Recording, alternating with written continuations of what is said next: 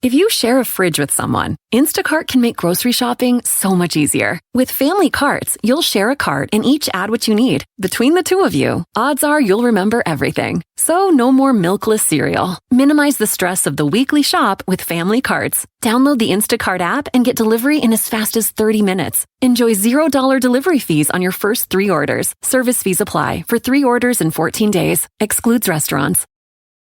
Businesswoman, entrepreneur, and supermodel Cindy Crawford founded Meaningful Beauty with world-renowned cosmetic specialist Dr. Sabah to share his age maintenance-focused skincare treatments and formulas. After using Meaningful Beauty for 8 weeks, 100% of women said their skin looks vibrant and bright. Tomorrow's gorgeous starts today. Go to meaningfulbeauty.com/beauty to receive 25% off and get the Targeted Treatment Duo gift set for free. meaningfulbeauty.com/beauty. That's meaningfulbeauty.com/beauty.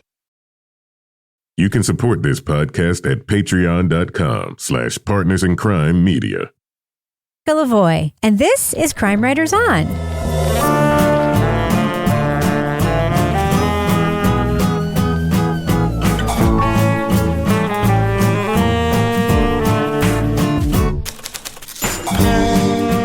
Crime Writers On is the original true crime review podcast that digs into true crime, pop culture, other podcasts. And on this episode, for years, police searched for who was dumping bodies on New York's Gilgo Beach. How did they nab a suspect? And how did he evade detection for so long? We'll talk about the Netflix series Gone Girls, the Long Island serial killer. Joining me to get that done and more is true crime author, TV journalist, and host of These Are Their Stories podcast, my husband and love of my life, Kevin Flynn. Hi, Kevin. Hello, Rebecca. Also with us is private investigator, certified pet detective, resident cat lady, and author of The Final Curtain, Laura Bricker. Hi, Laura. Hey, Rebecca. And finally, our captain of all things cynical, author of a City trilogy of novels, host of Rip Current, Stranger Rivals, and our Patreon Deep Dive Book Club podcast host, Toby Ball. Hi, Toby. Hey, Rebecca. So, Kevin, what's coming up on Thursday's Crime Writers On? This is obviously Monday's show. Yeah, on Thursday, we're going to talk about the new podcast from the Boston Globe Spotlight team. It's called Snitch City. All right. Kevin, I think I found a new vocation. What's that? I'm going to be a general contractor. Oh, why is that? Because I'm doing it for our current home project, and I think I'm doing a pretty good job. It's because we have the laundry / The laundry room. bathroom in the basement, which was all very hinky. Yeah, it was. It was gross. Yeah, so knocking down a wall, making one big laundry room. Laundry, yes. I'm inventing a laundry room.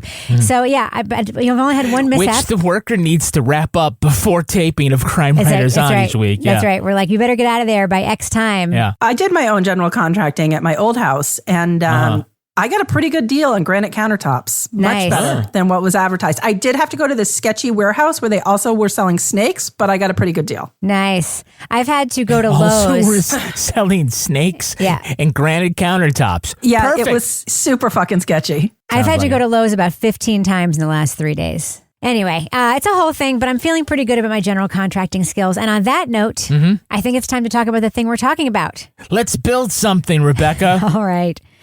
Leading off. I just want to ask you, what if it was someone that you loved? How would you feel if nobody came looking for you? The search for a missing sex worker in 2010 led to a grisly discovery. The bodies of several women were unearthed in the dunes along New York's Gilgo Beach. It led investigators to the conclusion that a serial killer was targeting women on Long Island. I wondered how far off the side of the highway those 4 sets of remains were found. It looks like somebody pulled up on the side of the shoulder, took the remains, and maybe walked in a little bit into the brush and tossed it or laid it down. The high-profile case remained cold for years, with books, podcasts, and movies raising awareness, all while investigators were dogged by dissension and corruption. But new technology and a fresh set of eyes spotted a likely suspect, someone identified by witnesses years earlier. How many fucking 6'8" giants driving around in Massapequa driving a Chevy Avalanche? They had the answers for fucking years. Gone Girls, the Long Island serial killer, recounts the long hunt for the culprit and a look at the man police say evaded detection for more than a decade. Filmmaker Liz Garbus, who directed the 2020 motion picture Lost Girls, returns to the topic as Rex Heuermann prepares for trial, accused of the Gilgo Beach murders. Spoiler alert, we're going to be talking about plot points from Gone Girls. So if you want to remain spoiler-free, go to the estimated time code in our show notes for our thumbs up or thumbs down reviews. An additional note, I am the host of Netflix's You Can't Make This Up podcast, and I interviewed director Liz Garbus for that podcast, but that has not influenced my review. So Kevin, filmmaker making the fictionalized version of something and the documentary. It's like a little Brian Murphy-ish, right? But Liz Garbus did it this time. Yeah, I don't know about the Ryan Murphy Didn't he part. do the Ted Bundy thing? Oh, yeah. I mean, but this is one thing. It does make it interesting that Garbus first directed a dramatized motion picture on the topic, but through the lens of Mari Gilbert's story that was played by Amy Ryan. Mari Gilbert was the mother of Shannon Gilbert, who was the missing sex worker that her search precipitated the whole discovery, right? And we reviewed that. It was like one of our first pandemic-era reviews. Toby and Rebecca were down. Thumbs down. Why? Because the book was better. Yeah. Okay. But what was interesting is that scripted version was done before there was the break in the case, right? Yeah. So to return to the same story in a different artistic format while the story keeps advancing, that's pretty rare. Yeah, and Bob Kolker, who wrote the book that the scripted movie was based on, and he did all the breakthrough reporting on this case and really elevated it to the world. He's actually in this, and he plays a very heavy hand in this, right? So Toby, this is not the first Gilgo Beach killer media we've consumed, as Kevin says. How many of these have you seen or listened to? Well, I did a deep dive on Lost Girls, which was the book, and then Crime Writers On did the Lost Girls, the dramatized movie, which was not as good as the book, as I think we've already said. And then Lost Girls, the musical. Exactly. And we could talk about how they all kind of interact or whatever, but I thought it was interesting seeing Bob Kolker, who, Lost Girls, when they talk about sort of victim-centric type things, like it kind of feels like he is the exemplar of that with Lost Girls because, they didn't have a suspect or anything at that point. So what you're really getting from that book is sort of these life paths of these different young women who eventually become victims of Heuermann, except for possibly the original Shannon, who may or may not have been. So he goes from this, which is kind of chronicling these young women's lives. And then now in this one, he's more traditional true crime, sort of talking about the actual killer and the investigation and things like that. But when 4 women were discovered on the side of Ocean Parkway, I resisted writing about it at first. I thought that it would be solved right away. But the case was not solved right away.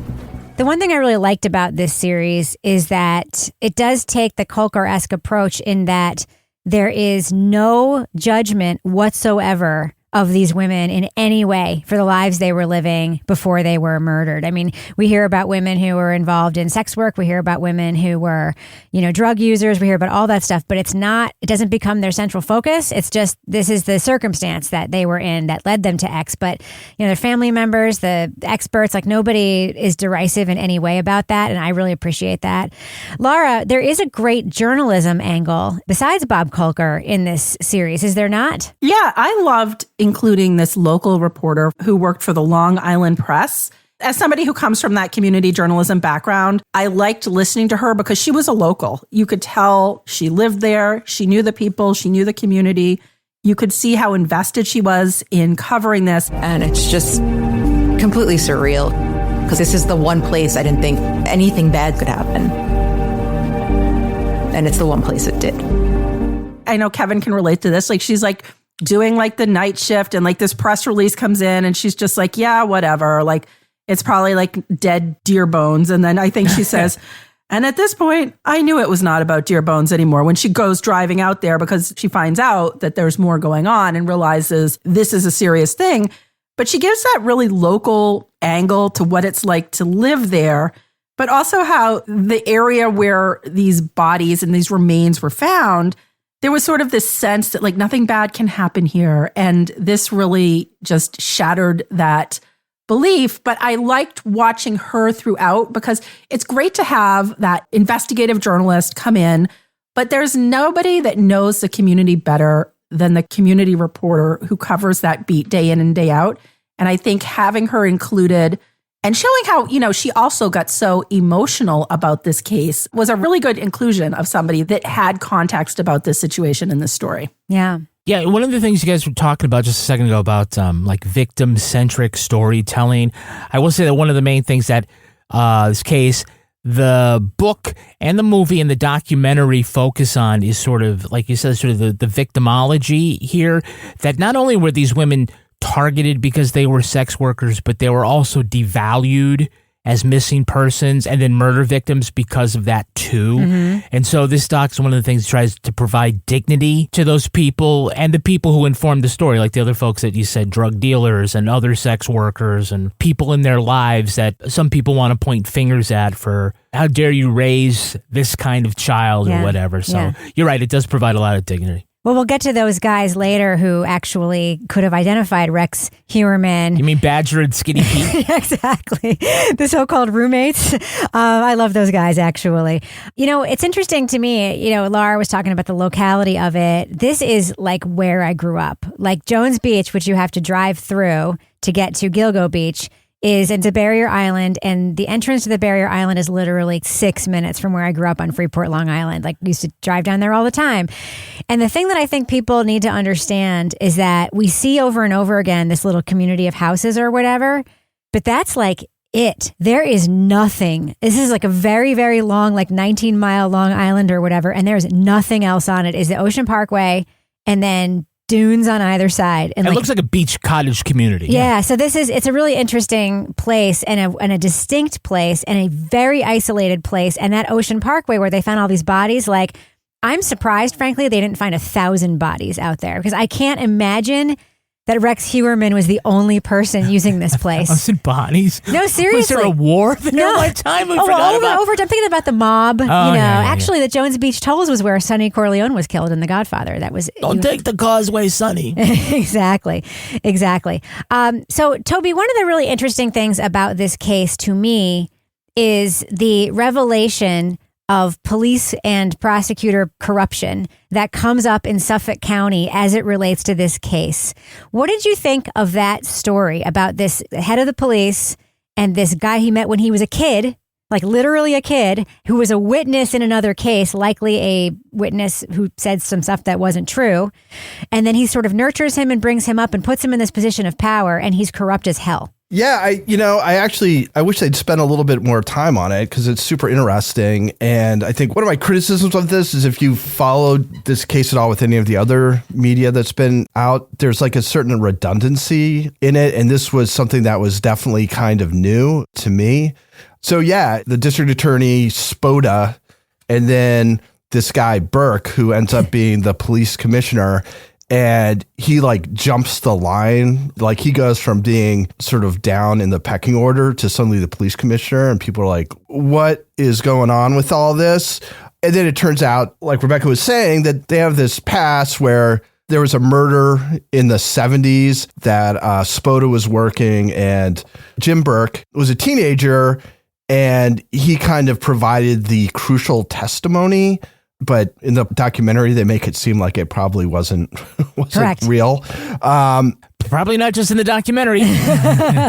So he becomes a police commissioner and immediately stops all collaborations with other police departments, the FBI, and all this. So he basically hamstrings the investigation. And there's never, like, unless I missed something, there's no sort of conclusion as to why he would do that, other than he seems to cover up his corruption. That's why he has similar habits of frequenting these escorts. Apparently tried to strangle one at one point. He shook people down. He did lots of bad stuff. He's wildly corrupt, and thankfully ended up in prison eventually. I know, which also surprised me, by the way, because very often it's playing out right now. There are some cases, and also the other podcasts we're reviewing this week, where very often these cops are just allowed to go off into the sunset to never be heard of again. Like either they're discharged or they retire. And so it really surprised me too that he was actually. I may have helped though that his replacement was the FBI lady that he refused to collaborate with. It does seem like a classic sort of like corporate undermining and taking, but in this case in law enforcement. Yeah. I mean, we're going to, like you said, go more into corrupt cops and the abuse of informants in Thursday's episode. But like this side story about Burke and Spode is fucking nuts, right? It's wild. So, I mean, I would say that the corruption probably didn't have too much impact on the effectiveness of the investigation, but the department's refusal to collaborate with the FBI did. So the fact that he was a dirty, abusive cop, and even though he referred to deaths of drug dealers and sex workers as misdemeanor murders. Yeah, that was bullshit. Yeah, you know, but I gotta say, who wouldn't want to be a burglar? Thrilled to break into a car filled with dildos, cigars, and porn, and it just happens to belong to the abusive police chief. Commissioner. Yeah, lottery ticket, am I right? Yeah, Laura, what did you think about that amazing coincidence? That was just like, I mean, like you can't make this up. Like I said, this was like a ripped from like script writing course story about a corrupt police chief on Long Island. Like you really could not make it up, but it was true. It was true. And then you have the woman, I thought, who was very brave, who came forward and actually spoke about having sex with this guy for money. And they're like, she's full of shit, whatever, you know. But to watch this all unfold, I'm like, this guy, like, fuck him. But like Rebecca, like I was quite surprised, but he was actually held accountable. Like when they show him like getting arrested and being put into the back of the cruiser, I'm like, oh, he's gonna get off. Oh wait, he got off. That's what landed him here. I'm sorry. Oh, jeez, Laura. Laura Bricker. What's interesting is that there was a theory for a long time, like a theory that a lot of people thought was the legit, that the Long Island serial killer was a cop. A lot of people thought it may have been a cop because he was able to evade detection for so long. Also, a lot of cops randomly live in Gilgo Beach. Yeah. Anyway, but like, it wasn't like in the motion picture, like there was the flashlight was the there was like some inference that like one of the paths could be that. It's interesting, you know. Another thing that's interesting, of course, is that with that motion picture, it was still a mystery, right? So the storytelling around that still remains like, what if, who done it? And although we don't have a conviction, there is somebody that's been arrested and on trial, so it like really changes the way you look at the case, just like it's going to change the way you look at this podcast when you join us on Patreon. We are in the business section. With Patreon, you're going to get almost 800 exclusive podcast episodes. You're about to get a hell of a lot more starting next week. Yeah, all sorts of exclusive stuff. If you join us at the leading off level, the exclusive content begins with the Crime Writers on After Show. On this week's After Show, we have a really special treat. We have an unboxing. Ooh. It's going to look great in the video on Patreon, but you also get to listen to it, obviously. Laura and Toby's Christmas gifts were finally delivered. We'll tell that story. But I also have a problem that I need help with. What's that? My barber is moving to South Carolina. Oh, no. I guess we have to move to help. South. I need advice. Aren't we just going to move there too and follow him? No. Other exclusive podcasts include Toby Ball's Deep Dive Book Club podcast. On the last podcast, Toby and his panel talked about Eden Undone. Toby, it seemed like everybody liked it. Yeah, people did. It's a pretty by the numbers telling of the story that happened back in the 30s and 40s. But the story itself is just so crazy that it doesn't need to be sensationalized at all, although it could have been. So yeah, I mean, people liked it. It's a good read. Yeah, don't wait for the movie. Read the book, then listen to the podcast. Rebecca made reference to it, but the really popular exclusive podcast she has is called The Readathon, and it is about the Karen Reed trial. And Rebecca, as this is dropping, we are less than 24 hours away from opening arguments in the second trial. Yep. I am legit taking the day off of work to watch the opening arguments, and I will be putting out an episode about that day. And then we're going to try to do as many episodes as we can, maybe daily as the trial progresses. But once again, Kevin... Ooh, what do you mean we? You're going to be in a lot of them. Oh, I geez. suspect. Yeah. I do suspect that this is, again, going to be somewhat of a part-time trial. Knowing this judge, it's going to be like 2 or 3 days a week. But could be. Yeah, but we will cover everything related to that. And you get that at the $5 level at our Patreon. Yeah, if you join us at the Bricker scale level, you'll get an additional podcast. It's Laura Bricker's Leave It to Bricker podcast, in which Laura Bricker solves mysteries, or at least mysteries to her, in her quaint AF town of Exeter, New Hampshire. Laura, you went snowshoeing last episode. What do you got coming up on the next edition of Leave It to Bricker. I'm going behind the scenes in the ski world of the state when I signed up to be a ski writer for the newspaper and uncovered more than I bargained for. In case you're wondering if we're in April and talking about snow is out of date. Nope. No. No, there's a good chance that my first baseball game of the year will get snowed out. It snowed yesterday. So, yes. The fields will not be in good shape. Yeah. Other things that you can do is if you join us at the Let's Do What We Do level, you'll get episodes of Crime Writers on early and ad-free. And if you're a deep diver, not only do you get all those podcasts, but you can tune in while Toby records his podcast live. Now, the next book that they're covering is called American Prison. And Toby, one of the guests is Sarah D. Bunting, and she, through her bookstore, has a great deal on how people can get their book. What is it? Yeah, her bookstore, Exhibit B Books, which is a true crime bookstore, you get 15% off of your purchase if you use the code EXBDD at checkout for 15% off your purchase. All right. That's great. Thank you, Sarah. All right, Kevin, does thus end our business section? Thus ends the business section. I'm going to go ahead and fade that music out right now. So, Kevin, who's the next sponsor for this fine program? Oh, we're brought to you by HelloFresh. HelloFresh. Make deciding what's for dinner a lot easier with HelloFresh, America's #1 meal kit. It's easy to find time to eat well with 50 wholesome, hassle-free meals to choose from each week, delivered to your door. Plus, HelloFresh's new ready-made meals go from the fridge to your fork in just 3 minutes with all the same high-quality ingredients and restaurant-worthy flavor you can expect from HelloFresh. Kevin, there's a thing that people say about growing up, right? Growing up is just deciding what you're going to eat over and over and over again. For the rest of your life, That's hard, right? Yes, it is very hard. Well, it can be hard, but it's easier for your family with HelloFresh because they put together great recipes and give you all. It's like they 3D printed these recipes. Oh, wow. They just come up and say, here's everything that you need. But sometimes, you don't even have enough time to get from one podcast recording to the next. That's right. I know a lot of people can relate to that situation. Absolutely, much less decide what I'm going to eat later. So these ready-made meals are fantastic. You pop them in the microwave and you've got some wonderful stuff to eat for your family right away. So get up to 10 free meals and a free high-protein item for life at HelloFresh.com/HelloFreshPodcast. HelloFresh Podcast. 1 item per box with active subscription. Free meals applied as discount on the first box. New subscribers only. Varies by plan. That's up to 10 free HelloFresh meals. Just go to HelloFresh.com/HelloFreshPodcast. HelloFresh Podcast. So, Kevin, who's the next sponsor on the show? Oh, we're brought to you by Quince. Oh, Quince. Yeah, are you getting ready for that spring travel season? Yes. Here's why you got to go to Quince. I've got 2 great reasons, all right? Yeah.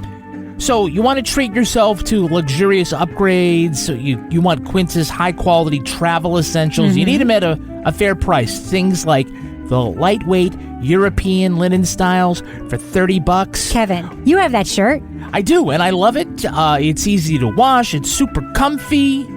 And in addition to buying all this great clothes to go on a trip, what are you going to put it in? A suitcase? You can get premium luggage options and stylish tote bags, all to carry it in. All Quince items are priced 50 to 80% less than similar brands because they partner directly with the top factories, cutting out the middleman, passing the savings on to you. Listen, you want to go on vacation, and it is fun to bring new stuff because then you've never worn it before and you get to wear it in a different place. I love Quince so much. For your next trip, treat yourself to the luxe upgrades that you deserve from Quince. Go to quince.com/crime for 365-day returns plus free shipping on your order. That's QUINCE.com/crime to get free shipping and 365-day returns. Quince.com/crime. Crime.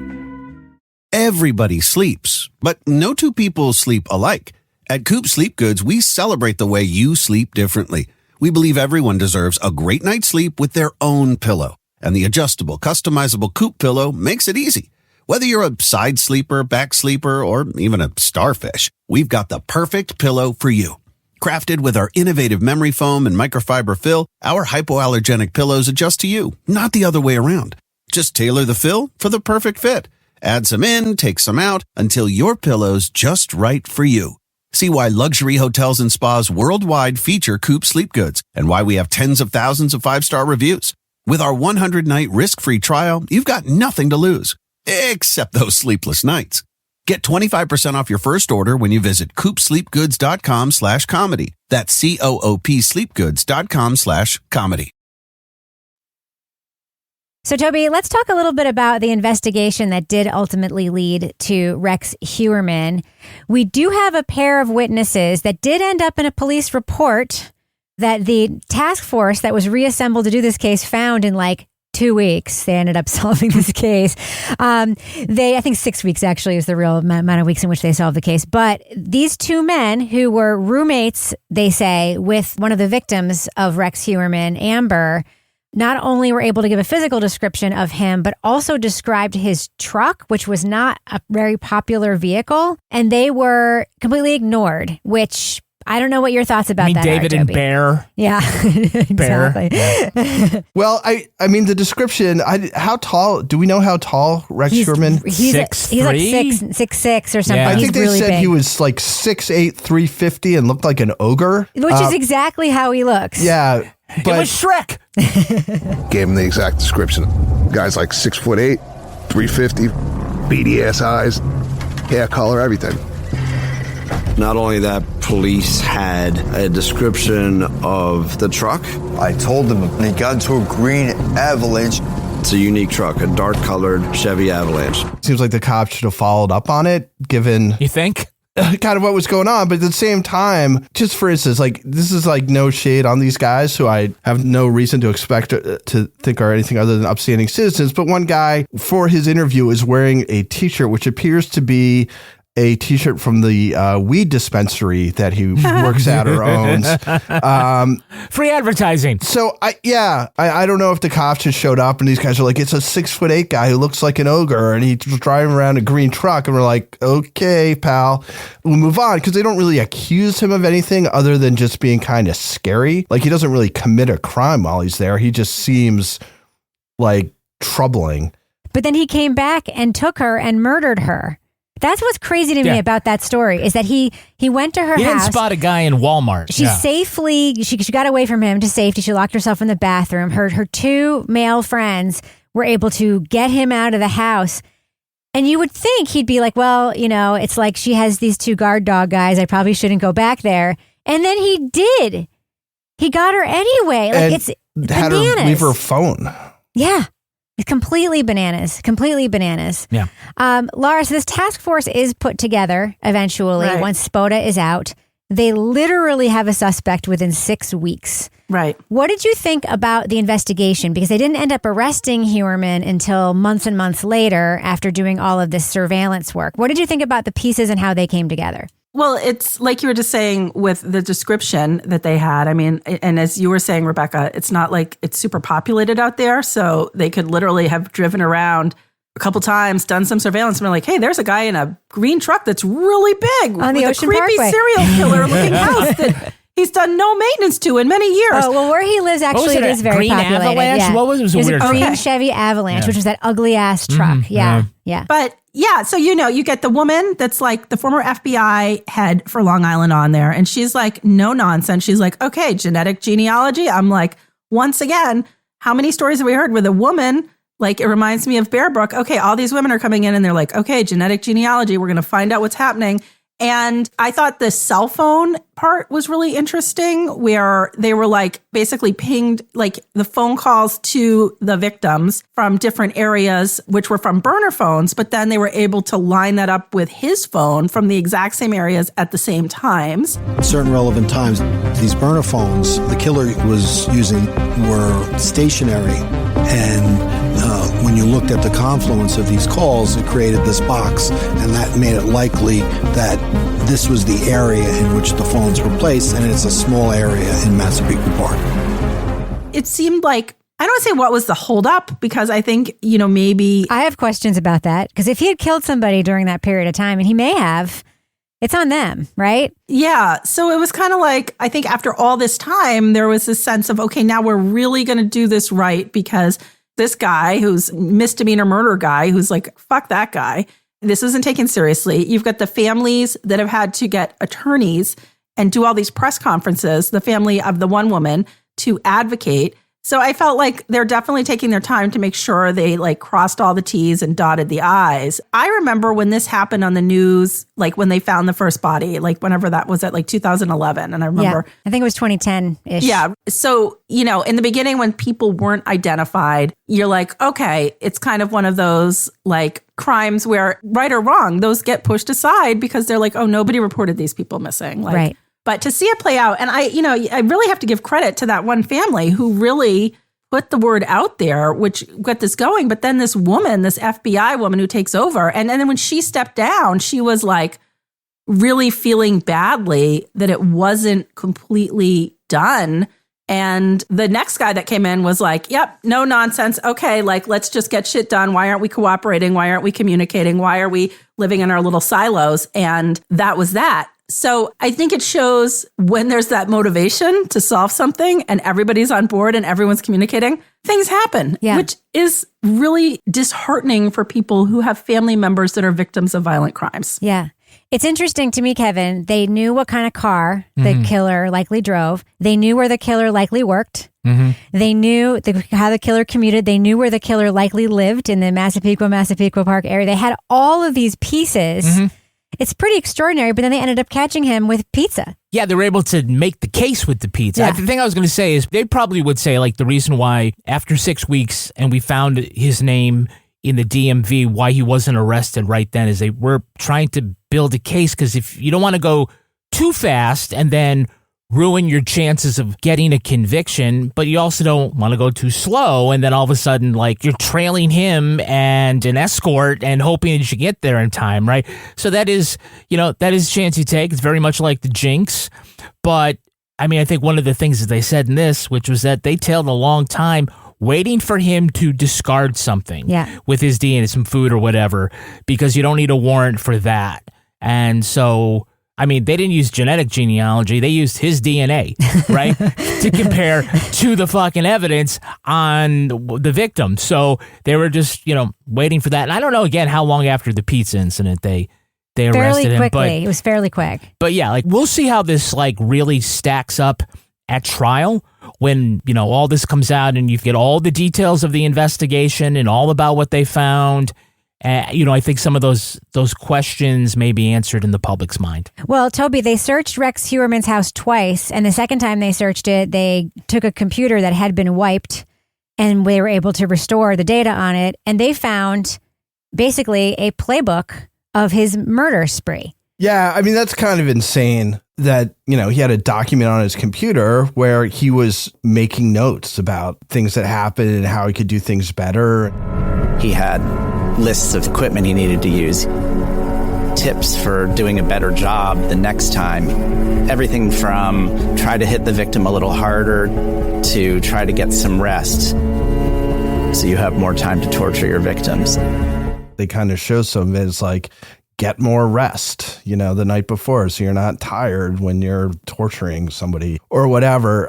Solid advice. Yeah, I guess he would know. Just get more rest, not for the purpose of torturing people. I'm not a monster. Stay hydrated, all that stuff. Right. Yeah, it's good. Common sense, dude. Bring extra socks. But yeah, it's just one of those things where it just seems almost too good to be true as far as being an investigator. And you're like, oh, like this guy actually took notes and actually like committed them to virtual paper that we can then print out and show to jurors. Like, he's just talking about the stuff that he did and sort of talking about the things he's going to change, which then happen, those changes happen later. Then we can point to that. So it seems really damning. It's hard to believe that somebody would actually do something like that in a way that could be found later, even though I guess they say he sort of forensically wiped his computers. But I can't believe that anybody thinks that you can actually really do that. If there's that much on the line, I don't know why he would think that he could get away with that. So I'm sure there'll be a lot of stuff about that in the trial, but it was a strange detail. Definitely, especially after finding the 300 guns or whatever. A zillion guns. And then apparently computers, plural, and other like removable media, as they say. Yeah. Laura, one of the things that I've always found, I don't want to say funny, but it is a little bit funny and fascinating about this case is that when Rex Heuermann was arrested, you did not have the typical reaction that neighbors have where they're like, we had no idea. He just kept to himself. He's super quiet. I went, oh my God. I've lived next to that thing for 28 years. Somebody from the neighborhood that knows him well came up to me and said, what's going on? I said, they got the Gilgo killer. And the first name she mentioned is Heuermann. And I went, yeah. Like his neighbors were immediately like, yeah, I can totally believe that he's a serial killer. Like all because they all were so house proud. Yes. And he lived like in this dumpy house despite being an architect. Yeah, no, that was super interesting because it's like, yeah, how many times when I was a newspaper reporter did I go out and like something had happened and you'd go, like the police won't say anything. So you're relegated to going and knocking on doors and asking people, well, did you notice anything unusual? And people are always like, no, I never saw it coming. But then I hate to stereotype, but then you see his house and you see him and you're like, oh my God, this is like the house when you were a little kid and you were trick-or-treating, you would not knock on that doorbell. You would avoid it like, yeah. And I can so relate to that neighbor. I mean, that neighborhood looks exactly like where I grew up. And it's like, hey, people look at that mow their guy's lawns. lawn and peeling paint. Dude, 100% could be a serial killer. Yeah, well, people do like maintain that everyone mows their lawn all the time or they have somebody do it. But, it's not an insignificant fact that you have a serial killer, an alleged serial killer, living his whole life in the house where his father beat him as a child. Yeah. Right? I don't know exactly what to make of that. I don't know what the profilers would say, but I think that's a rich detail that shouldn't go uncontemplated. Yeah. So, Toby, as we learn, Rex Heuermann was a professional guy. There's a video of him that a guy made when he was interviewing him in his office. And he was able to maintain, by all accounts, this professional reputation. His office on Park Avenue, which is not a cheap place to have an office. It's kind of a weird combination of qualities, don't you think? To go home to where he went home and then be able to go to the city every day and maintain this front? Yeah, it's almost like he has mental illness issues. One thing I thought was kind of interesting is that you do, in the coverage of it, which I didn't follow too closely, but he was sort of described as, he's this architect and he's got an office right off, Central Park or whatever.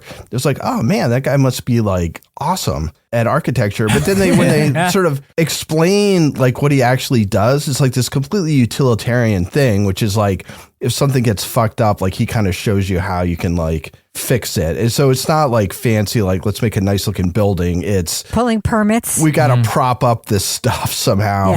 Yeah. And he kind of pops in to do that.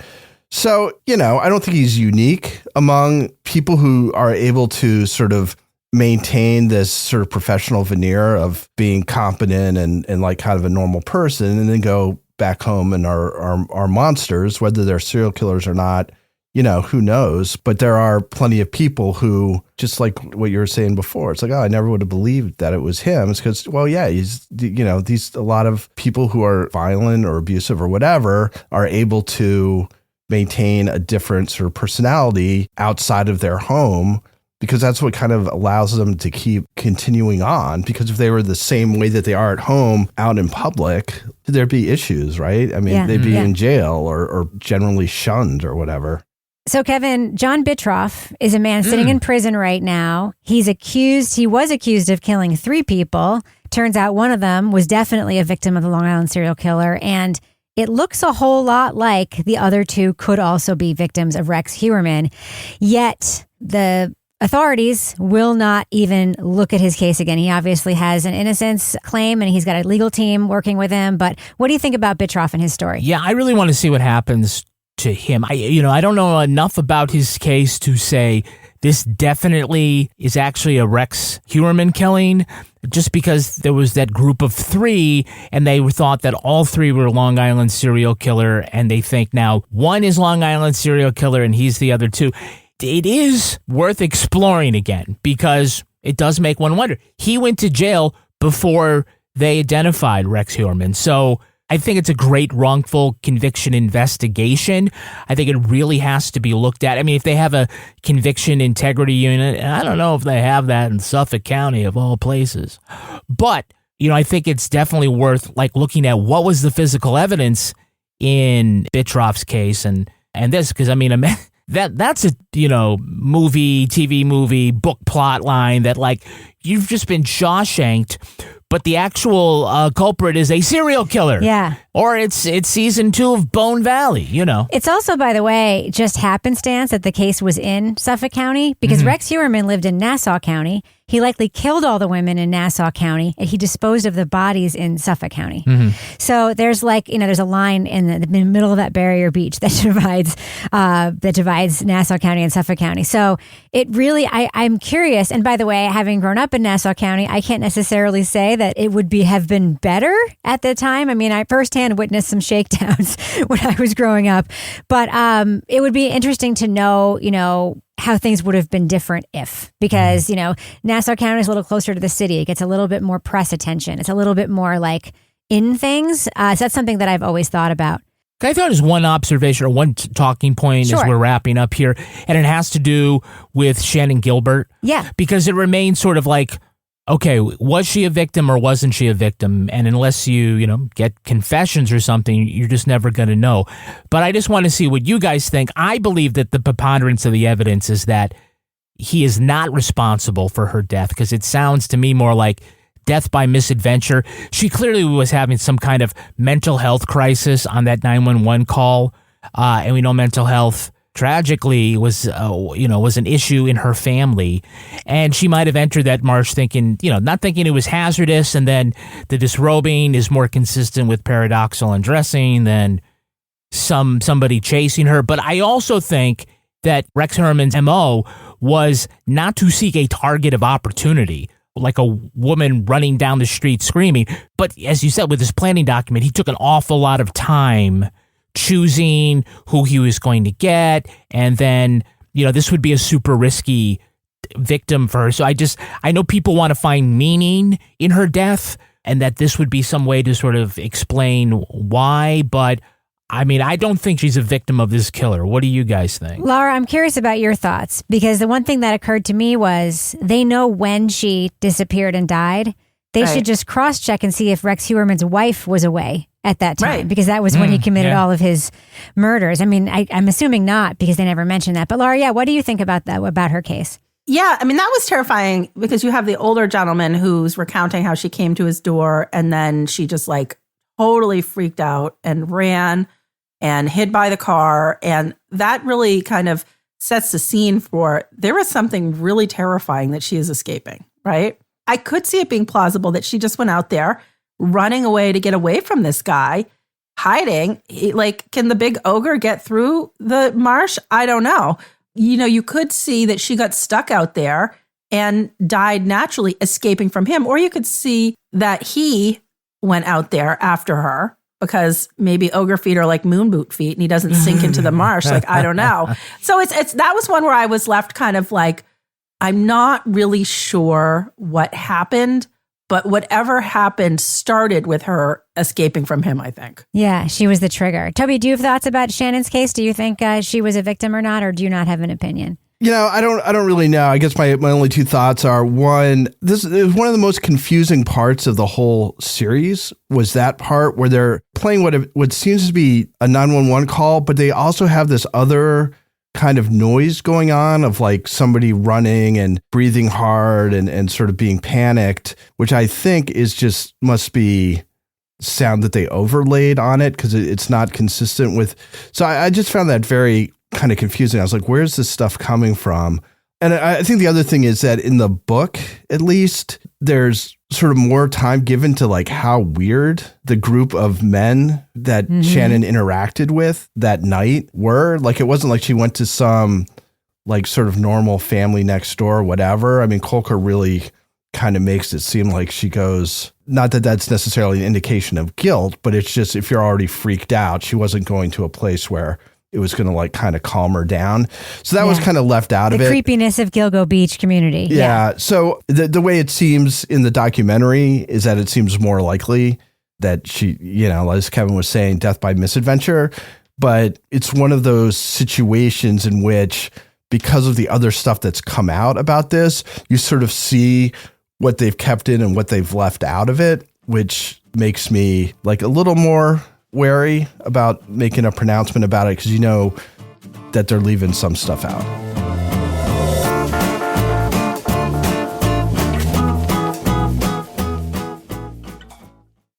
Everybody sleeps, but no two people sleep alike. At Coop Sleep Goods, we celebrate the way you sleep differently. We believe everyone deserves a great night's sleep with their own pillow. And the adjustable, customizable Coop pillow makes it easy. Whether you're a side sleeper, back sleeper, or even a starfish, we've got the perfect pillow for you.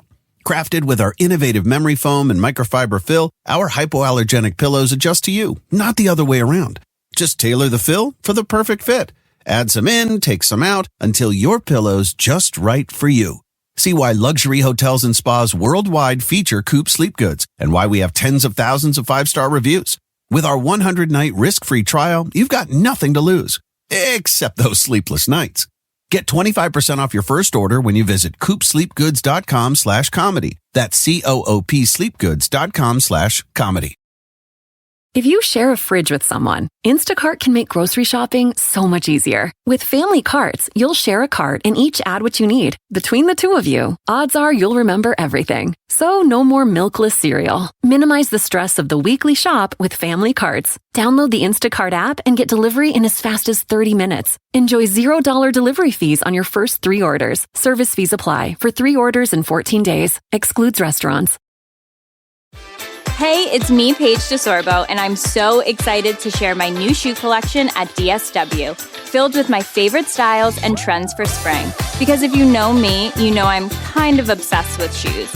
And by kind of obsessed, I mean head over heels. You're going to love these shoes, so snag super cute styles like cute flats, fun heels, and cool sneakers from the Paige DeSorbo collection right now at your DSW store or dsw.com. This is an ad by BetterHelp. Let's talk numbers. In-person therapy can cost anywhere from $100 to $250 per session, which adds up. But with BetterHelp Online Therapy, you can save on average up to 50% per session. Therapy should feel accessible, not like a luxury. With over 30,000 therapists, BetterHelp has served over 5 million people globally and helps you fit therapy into your busy life. Your well-being is worth it. Visit BetterHelp.com today to get 10% off your first month. That's BetterHelp, HELP.com. Let's do what we do. Let's let our listeners know, should they check out Gone Girls, a documentary on Netflix about the Rex Heuermann Long Island serial killer case. Laura Bricker, thumbs up or thumbs down for Gone Girls? So this is tough because we've consumed other media about this case. And like, as Toby said during our main review, like some of this is redundant because we know the details of the story. However, if you have not consumed a ton of media about this case, or if you're just really interested in it and want to see how it plays out now that there is a suspect who has been arrested in this case and actually see that this is moving forward in the court system and how that came about, I think this was, it was 3 episodes. It covered the whole case. It was very victim-centric. I liked the inclusion of local people on Long Island, especially the local journalist, talking about the scene and the case and how it affected the community. And I got to give just a shout out for the hat for the attorney that was representing Shannon's family, because he had like this amazing yellow hat. That right there is worth the price. He was dressed like the Joker. I was like, worth the price of watching this documentary to see this attorney who's helping this family step up to the mic. And I was like, wow, I got to up my court game after this. So I'm going to go mild thumbs up with this. There's nothing like wrong with this. I think we've already learned about this case, but I think it was interesting to see how this investigation played out. The police corruption angle, I wish had been delved into a little bit more, because that was definitely something that would have gotten me rage walking. But overall, I think this was a good overview. It included all the right people, and it really kept the victims front and center. So mild thumbs up. Toby Ball, thumbs up or thumbs down for Gone Girls? Yeah, I really agree with Laura about, that there's a fair amount of redundant stuff. And I just would have liked to have more new stuff, quite honestly. But that's coming from somebody who's already consumed the stuff that's already there. If you haven't read Lost Girls or seen the movie, then yeah, I think this is a pretty good documentary. If you've done both of those and you're still interested and you want to see what's happened since, you can definitely get that from this. But you go through a lot of stuff that you already know to get there. I get it. I mean, I think they made this with the assumption that people coming to it would not be familiar with other things. It's not like Harry Potter where you've seen the first couple movies, so you don't need to have everything explained to you. So yeah, I'm a thumbs up. I'm sort of in between the mild and normal thumbs up. I think it's well made. I think some of the stuff they dig up, in particular, the weird corruption stuff between the Suffolk County DA and then the police commissioner is super, super interesting. It's also interesting just how quickly the whole thing gets solved once they sort of get their acts together. So anyway, yeah, sort of like a tepid thumbs up is my final verdict. Okay. Kevin Flynn. Yeah, I'm going to go thumbs up. This was a case that certainly was in the true crime zeitgeist. A lot of people are obsessed with it, and there's been a ton of media on it. Both things that were created before the case was apparently solved and after. This brings a lot of those elements together in one place. I do like the inclusion of the police corruption angle. That was very entertaining to dig into, even if it can't say it was directly related to solving the case, although, I mean, you can make arguments about that. So I think, again, when this upcoming trial is over, then there is room to make yet another documentary or another piece of true crime media around it, something to be the definitive story of the Long Island serial killer case. But until then, this seems to be the most complete to date going into the trial. It's really interesting, and I think also what sets it apart is access to the amount of people close to the victims and the way that they are treated by the filmmaker here. So for me, I'm going thumbs up. I'm going thumbs up too. And I will admit I'm probably a little biased because it's like my hometown basically where this happened. And so seeing all the visuals was really interesting to me. I loved they did this visual of the map. They did this map and just basically showed cell phone pings and they showed, where bodies were found. And it really helps, I think, get a handle on the scale, the scope, the investigation, all that stuff. I also really loved some of the interviews in this. I loved the interviews with the roommates. There was an interview which we didn't talk about with a woman who was going to be a victim of Rex Heuermann and ended up running away. And it was a fantastic interview. It says a lot of elements of this that when I stack them together, I'm like, I really like this because I liked watching the whole thing. And yes, I will admit a little bit of Long Island bias, but that's how we are, So thumbs up for me for Gone Girls. Now it's time for my favorite part of the podcast, a little something I like to call the crime of the week. There's been an embarrassment of riches this week trying to find a story to highlight. There was the British airline passenger arrested because she couldn't pay for her Pringles chips, the English church that started holding professional wrestling matches to entice people back to Mass, a Florida man arrested for beating up a lemonade stand worker for refusing a free refill, the Missouri woman accused of trading one of her foster kids for a pet monkey, the Australian surgeon fined for taking a photo of a patient's swastika tattoo on his penis, and the Christian national podcaster who claimed airport scanners turn you gay. But our favorite story comes from a Japanese prefecture where the kids have embraced a new trading card game. It's played just like Pokemon, but all the cards are of middle-aged men. Instead of Pikachu and Jigglypuff going to battle, you can have Mr. Honda, the former fire chief, square off against Mr. Takeshita, who runs a soba noodle making class. The fantasy game also features older faces like former police officers, teachers, and community volunteers. The back of each card has statistics on the person and descriptions of their magical attacks. Organizers say the cards were designed to create bonds between the generations. Now kids are going to the local senior center to get autographs of their favorite heroes. So panel, I choose you. What special power does your favorite middle-aged man card have, Laura Bricker? Changing the toilet paper roll in the bathroom. Oh, that is a superpower if a middle-aged man does that. I agree. Toby Ball, what special power does your favorite middle-aged man card have? Unearned expertise. What about you, Kevin? Enlarged prostate! Yeah, I'm not following that. But if you want to reach out to us and submit a suggestion for Crime of the Week, feel free to do that at Crime Writers On. We're on all the social media platforms. And of course, you can find us at crimewriterson@gmail.com. Laura Bricker, how can you be found on the internet? You can find me at Laura Bricker on Blue Sky and Instagram. What about you, Toby? How can you be found? At TobyBallNH on Blue Sky. What about you, Kevin? I'm at Kevin P. Flynn. You can follow me everywhere at Reb Lavoie. And again, P is for Pikachu. Follow the show everywhere at Crime Writers On, including TikTok, by the way. Get episodes early and ad-free and all the other stuff we make, including the Readathon, which is about to heat up big time at patreon.com/Partners in Crime Media. Our theme song was composed and performed by Tyler Gibbons. Our line editor is the wonderful Livy Burdett. The EP of this show is Kevin. This show was recorded in Studio C, the closet in our New Hampshire basement, where we also have homes with so little curb appeal, our neighbors totally believe we could be serial killers. Agreed. On behalf of all the crime writers, thanks so much for listening. We will catch you later. Maybe you got mono. Oh. It could be strep. But not like a I like how mono kind of appealed to her. The kissing disease? Like, oh, yeah, that's kind That of... could be the kissing disease. I was never popular enough to get mono. Okay, so I secretly want to have mono so I can just lie around forever. And no, I don't actually want to have mono. I did in school. That's what I people was with jealous. COVID were. They're I like, was well- jealous of the people who had mono in school. I was like, why can't I get mono and miss a month of school? Yeah. But now I'm like, I can't because I'm like, I don't have sick days. So yeah.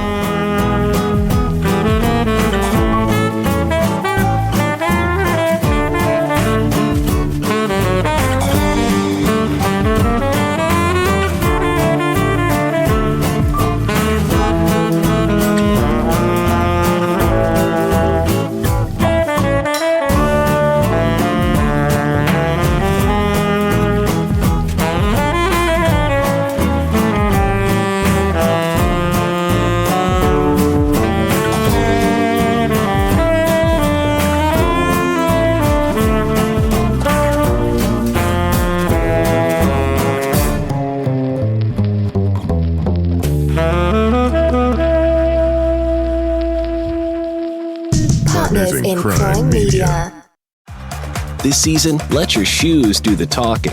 Designer Shoe Warehouse is packed with fresh styles that speak to your whole vibe without saying a word. From cool sneakers that look good with everything to easy sandals you'll want to wear on repeat, DSW has you covered. Find a shoe for every you from the brands you love, like Birkenstock, Nike, Adidas, New Balance, and more. Head to your DSW store or visit DSW.com today.